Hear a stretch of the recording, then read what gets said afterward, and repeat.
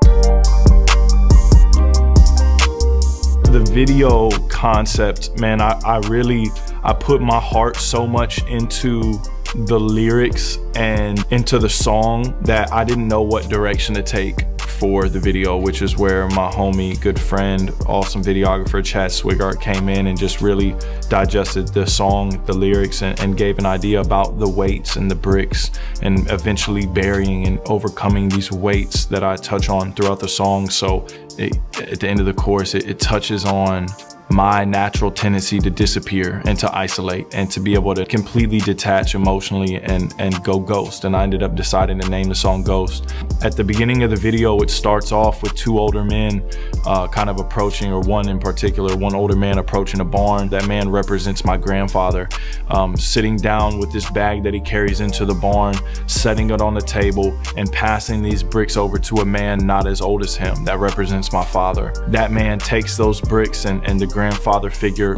leaves the father with those, just turns around and leaves. And then I walk past my grandfather, who doesn't even acknowledge me, doesn't even see me. I go into the barn and sit down in that chair that he was in, and the father figure passes me the bricks that he was given, as well as add his own bricks. And I'm holding both of those generation of bricks on top of the bricks that I pick up myself, and carrying them all in this bag and maneuvering through life seemingly alone at times. The journey, the struggle to carry the weight of those bricks, but eventually getting to a place where it's time for me to say, man, I need to deal with these bricks. First of all, I need to identify them and be able to know, man, what are the bricks and the weights that I'm carrying? What practical steps can I take to find healing towards these bricks? That's been a years-long process for me, and there's been many people, eyes on me and outside of eyes on me, that God has used to step into my life and help me identify and bury my bricks.